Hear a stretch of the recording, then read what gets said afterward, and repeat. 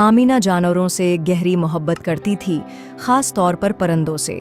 उसका घर शबली, कवील, मीनास और तोते जैसी मुतहर्रिक जानदारों से भरा हुआ था। उसकी मोहब्बत के बावजूद उसके वालिदीन उसे अक्सर याद दिलाते थे कि परिंदे आज़ाद होते हैं। मेरी प्यारी, परिंदे खुले आसमान के हैं। इन्हें पंजरे में बंद रखना नाइंसाफी और गुनाह है।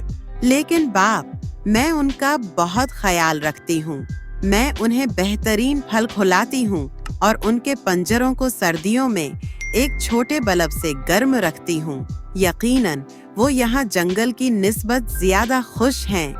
एक शाम जब उसके वालिदीन दौर थे, आमना ने परिंदों को खाना खिलाया और खुद को पढ़ने के लिए अपने कमरे में बंद कर लिया। अचानक उसे प्यास महसूस हुई और उसने पानी लेने के लिए दरवाजा खोलने की कोशिश की। उरे नहीं, दरवाजा बंद है। ये कैसे हुआ?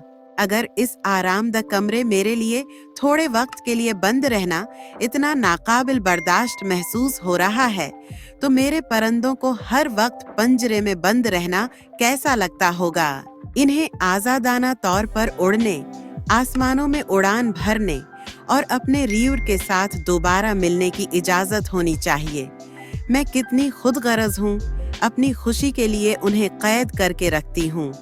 अबा, कल हम तमाम परिंदों को छोड़ देंगे। अभी रात बहुत हो चुकी है। उन्हें अपना रास्ता तलाश करने में मुश्किल होगी।